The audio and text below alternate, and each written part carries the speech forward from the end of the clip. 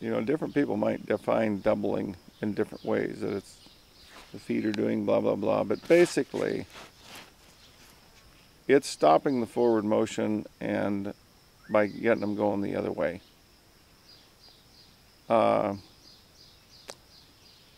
You can only disengage the hindquarters at about a medium trot, kind of a 10 mile an hour. They get going much faster than that. And if they stub their toe, they're going down. So you've got to be careful about disengaging them hindquarters with too much speed. You can kind of get that head up and get the hindquarters leaning out, but still kind of going in a straight line. They're just kind of a 3-4 track, but they're staying somewhat balanced. You're just eliminating the drive. And it's pretty hard to do that if they're folding their neck around like a lot of people teach. But their neck can be perfectly straight, which gives them the balance. If their neck is perfectly straight and their nose is tipped up here like this, you've disengaged the hindquarters. It's tricky to feel and learn that, but it'll save your bacon. Not only learn to feel it, but learn how to implement it. You can have a horse running off on that hillside and disengage his hindquarters, and he's not falling sideways, he's not spinning around, and I mean, that's all a little hard to do on a hillside like that. So if you look at Ed Connell's books, especially that green one, the Carroll Horsemanship, them horses, a lot of them have their hind end underneath them. They're basically doing a rollback. Their head's in the air, it's like this, and but they're swapping ends.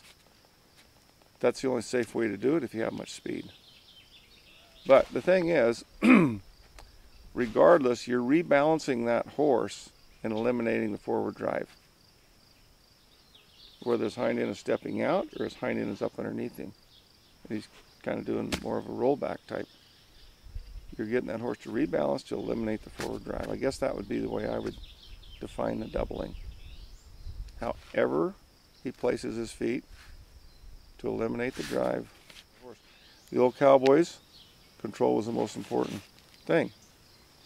You know, I mean, in some cases, roll them in the saddle, you know, and they would have doubled them enough times to a post or from another horse or on foot or something. You look at them Will James pictures, and some of that's pretty action-packed. But when they was on them, that's the one thing they needed. Otherwise, they're a passenger from here to Bruno. And if he bucks, you better be able to ride him.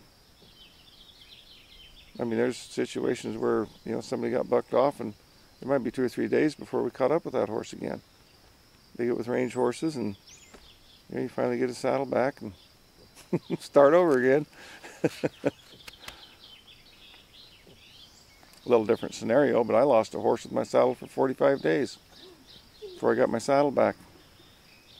I mean, the point is, in this kind of country, you know, they don't always just come home and be waiting at the gate for you.